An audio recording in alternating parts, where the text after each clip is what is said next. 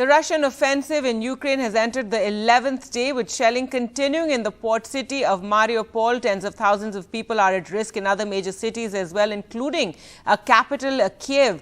Russian President Vladimir Putin has warned that the Ukrainian statehood is in jeopardy and likened the West's sanctions on Russia to declaring war, while a promised ceasefire in the besieged port city in Mariupol collapsed amid scenes of terror.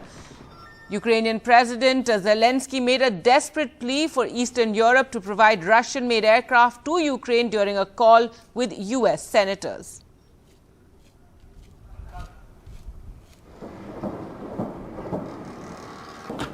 Дальше они будут продолжать делать то, что они делают.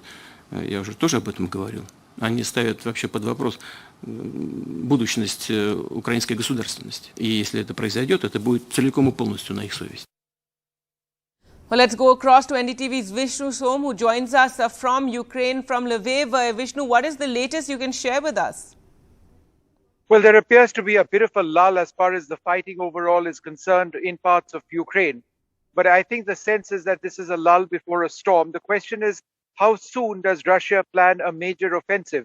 The fact of the matter is that the Ukrainian defenses are fairly strong across several parts of this country. And I think the big focus at this juncture is what international companies and the impact of international sanctions is actually having on the Russian economy. Visa and MasterCard, as you mentioned, have stopped their services in Russia. Several Western companies have boycotted Russia independently.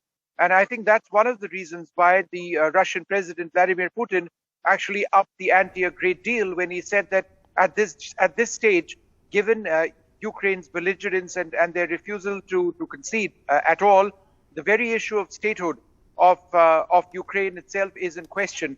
This is an interesting statement because it appears that it's an indicator that the intention of Russia is regime change. And if by making this threat, Vladimir Putin at this stage seems to indicate that it's not just regime change that he may be interested in, it would be annexation of Ukraine itself, unless the Ukrainian government in any way decides to sort of settle down and let things play out. But the people over here are in absolutely no mood for that to happen.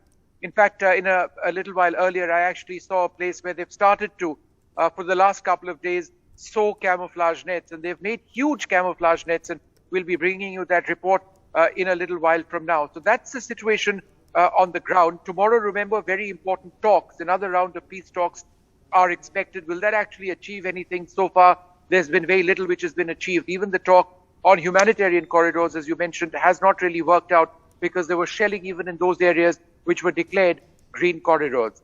Another point, Gargi, in just the last little while, the External Affairs Ministry has sent out a document, and they want all Indian nationals who continue to reside in Ukraine to fill out that document, let the government know about where exactly they are, so that people know about their present status.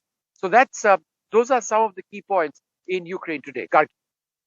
Right, Vishnu, thanks so much for joining us, and do stay safe. Vishnu Som there reporting from Lviv in Ukraine.